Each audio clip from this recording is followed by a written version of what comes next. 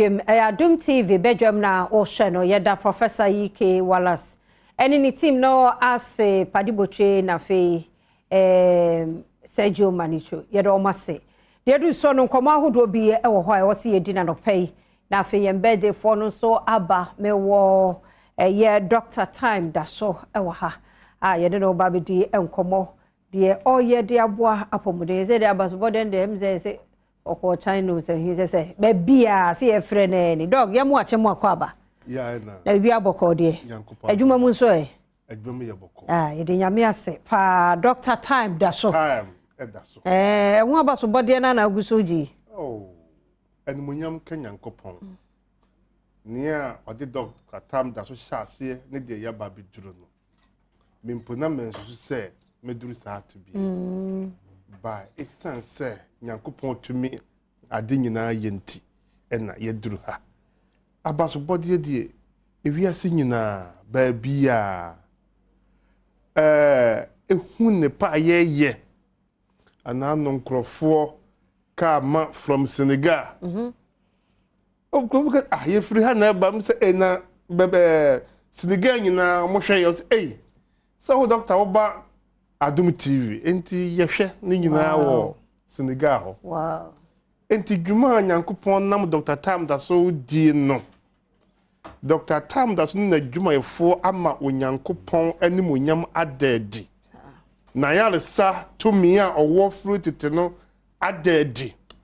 efi se ka onyankopon nipa wo ma nipa no na ye ka hye ba ene doctor eye onyankopon na musini ewo oman Ghana mu a onyankopon nam no so eye ensantrani bebre mo yede nyame ase ene di kan maye wo number no na yemfa nto so mpacho Moses screen na mai ne yehu bi na number no ye 0244 774282 0244 774282 and yawo 0500 727215 say no should be 0500 727215 yes now 0245 449592 0245 449592 we nyina ye numbers ya ewo ofra ebeko Medimafo Herbal Clinic yada say ye nim komo yentie de Medimafo Herbal Clinic for eye boye wapomdim yo ma mensa na wonyankopon asebiem Medimafo Herbal Clinic aye bebiduro ayale sabia na wotwe ye atwa mu tumi se abiduro ayekuo bi a ewo India ya wo mo eba system no mu 1860 enye 19 po 1860 na okra oni ho na debi o ma me kra ni ho o ma me na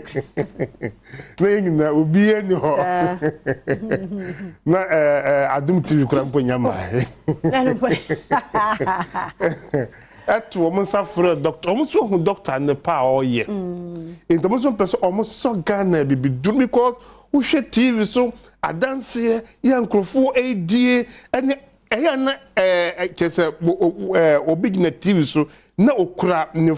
phone na watwa ne picture na woyale da so na wode kese minio ena enanso minie tam da so nyankopon adom na dawolo ma me na minie omu nyina hwa yo mo to bisa efrey say dwuma tam da so ni Medimafo de abibiduro die enwanwa ento mo so kire omo so tumi omo so wo since 1860 no ento mo so maye omo nuro no so ebi ene yenso yeda na yenso yedi bi yeda ema wo mo na yedi betwa ne pa Dr. Time da so eye ene ho abaso body no eburo ni pa adwen ene entiase so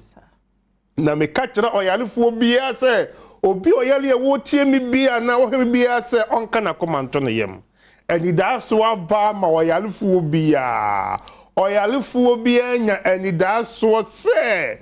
eyire so pai so sadie ne yale ya oyale ne be firi ne so ewi ase de obi ehwe eye eni da so wadwuma wuye woni da bibi so nya san ka wo so na pa metena ha enti obi oyale ani da so no say da ben na me so metumi anantie da ben na metumi ahya atade pa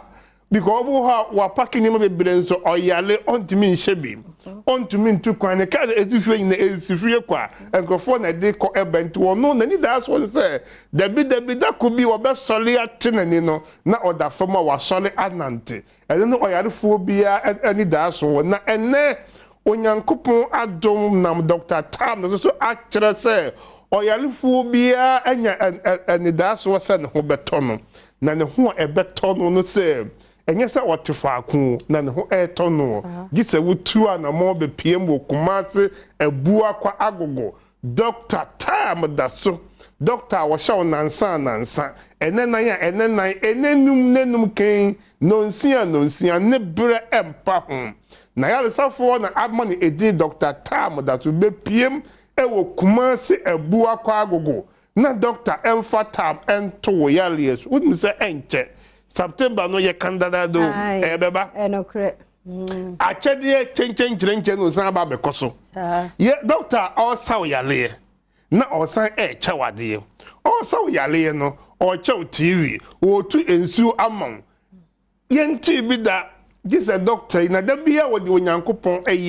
na misa Dr. Tam na so ama onyankopon animonyam adadi woni patebie mu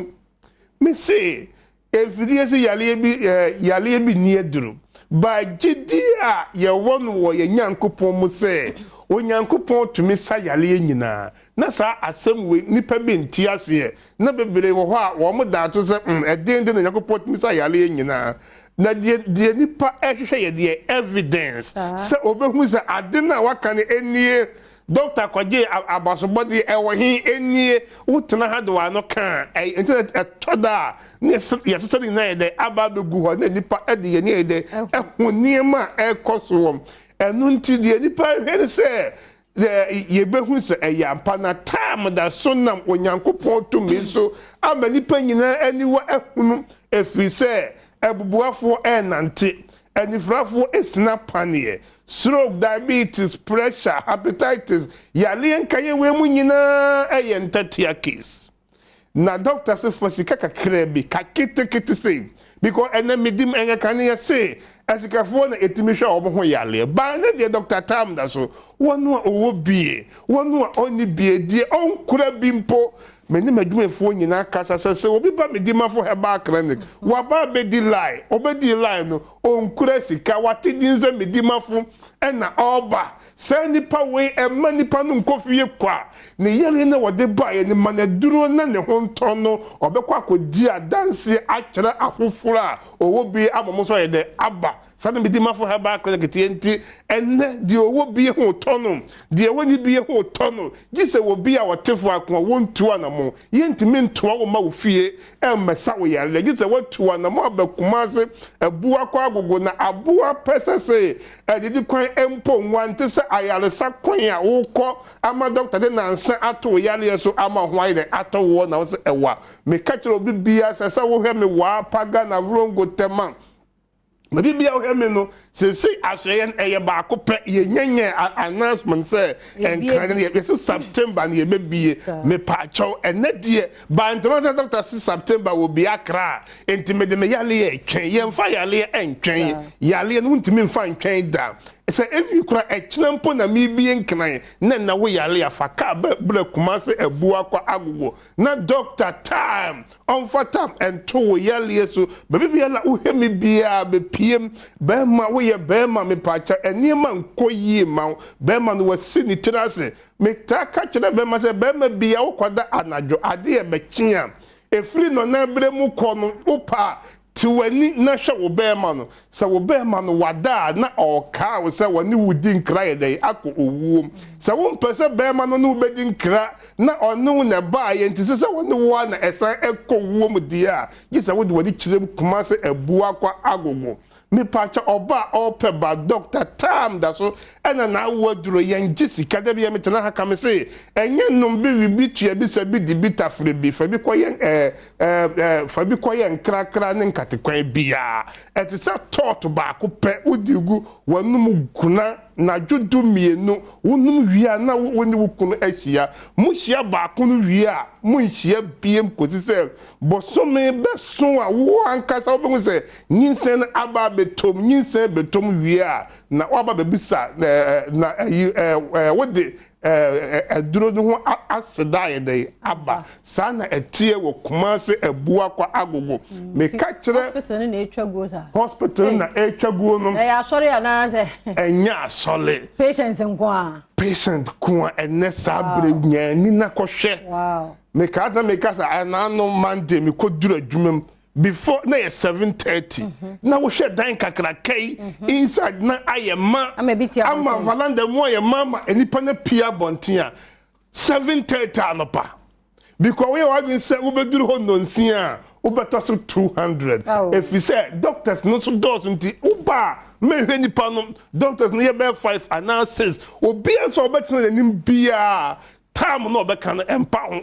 enem patient ba won yes me head doctor na me hu the TV news na be because obun say I say course on doctors na wo ho no na esa to me na yakopon de ma me no me ma chama me nurses me doctors to obi abetin na nim bia no for the time that to yale yes number na 0244 77 4282 0244 77 4282 0500 72 7215 0500 72 7215